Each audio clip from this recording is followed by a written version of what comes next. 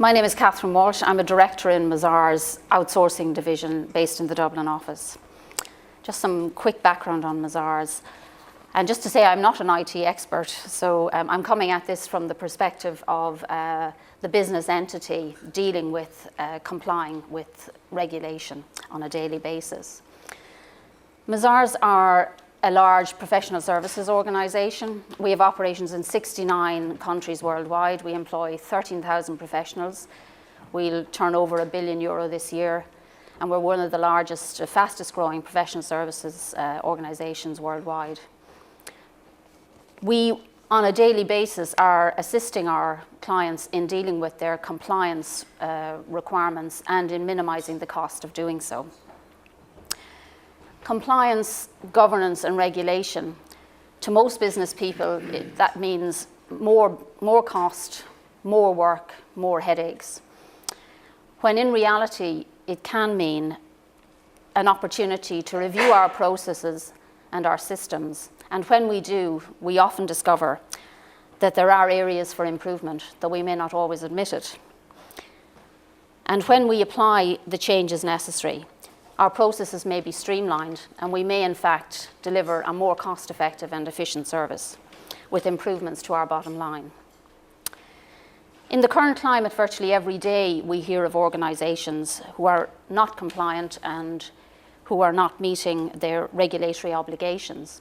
And we know the reputational damage and the monetary cost that ensues from this behaviour. So whatever the cost of compliance, the cost of non-compliance is very, very high. Who is affected by compliance and regulation? There was a time when we thought of this area as applying only to publicly listed companies. However, in my role as a director in our outsourcing division, where we supply back office services, including HR, payroll, outsourced HR and payroll, accounting and reporting, taxation compliance, we deal with organisations such as public sector bodies, foreign direct investment companies, financial services bodies, not-for-profit agencies and indigenous SMEs. And all of these organisations are subject to their own regulatory framework, in addition to having to comply with general legislation around, for example, data protection, employment legislation, health and safety legislation. There are no definitive figures for the actual cost of the burden of compliance on Irish business, but it is generally accepted that the burden falls hardest and highest on smaller entities with up to 50 employees, because generally they do not have the internal resources to deal with the issues that arise.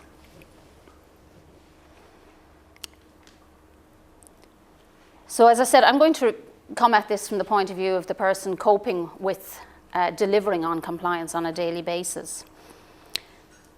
As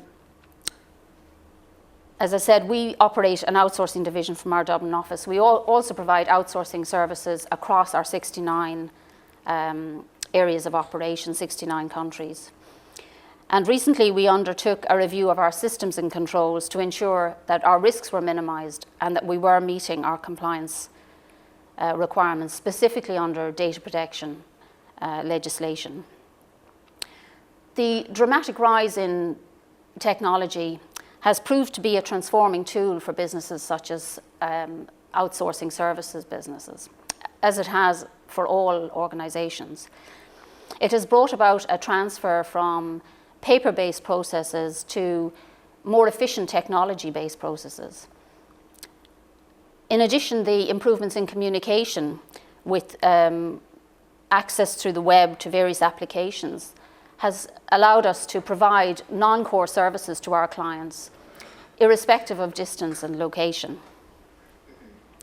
However, these changes bring with them a need for significant additional security around document transfer, document management, document storage, and an increased focus on compliance. In our case, specifically with the Data Protection Act. Mazars must demonstrate to our clients that we have made the investment in the technology required to deliver professional, efficient services, but more importantly, secure services, and that we can assure them that we comply with all the regulatory requirements they're subject to. From our perspective, the client business gets the benefit of the advanced processes without making the investment in the capital investment, that's without investing from a capital point of view, and they do not incur the capital cost. We began, like many organisations, dealing with compliance on an as-required basis. Requests would come in from clients for assurance around specific aspects of our work, and we would deal with it as the request arose. Very quickly, we realised this was not a viable solution, and neither was it cost-effective. Effective compliance requires organisational support, process control methodology, and content control. I would also say it requires a strong understanding of the compliance obligation, a focus on the technology usage, and on business IT and IT controls. If it's not managed, the cost of compliance can spiral out of control. However, if it is managed, the cost can be minimised and more efficient processes can be delivered, which may in fact deliver cost savings. In Mazars, we used the services of our consulting division, who employ IT audit experts, governance and risk experts. So in a sense, we were fortunate in having access to those specialists. They carried out a risk review assessment of the outsourcing division, and this included mapping the business process, reviewing IT and business controls, reviewing our document handling and storage processes. They documented the various changes that were required. Some specific areas of risk were highlighted to us. We carried out a cost-benefit analysis because, as you all know, I'm sure, more cost, more spending doesn't always lead to better compliance. The changes that were required were not dramatic, but they have led to increased assurance around compliance, and in some cases to more effective and more efficient delivery of our services. It has also led to a more streamlined approach in dealing with client queries around the whole area of data protection. I suppose I would consider, from my own perspective, a very important aspect is that you engage staff in the process. You need to communicate to staff the very high risks of non-compliance. And as in our case, the staff are at the forefront of delivering the services. It's essential that they understand what is involved. From my own perspective, I do not have an IT background, and this area can be daunting when you're not familiar with it. But I really encourage people to engage, because very often when you get involved, for example, in the process review, you discover that the processes you thought were in place are not in fact what's happening on the ground. And you can learn a great deal about how your business is operating from engaging with the exercise.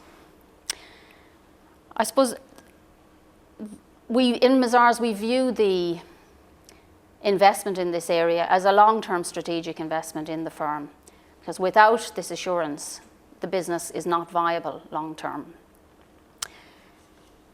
There are many aspects to corporate governance, and I would say there are many firms that would have assured you they had high levels of compliance in place.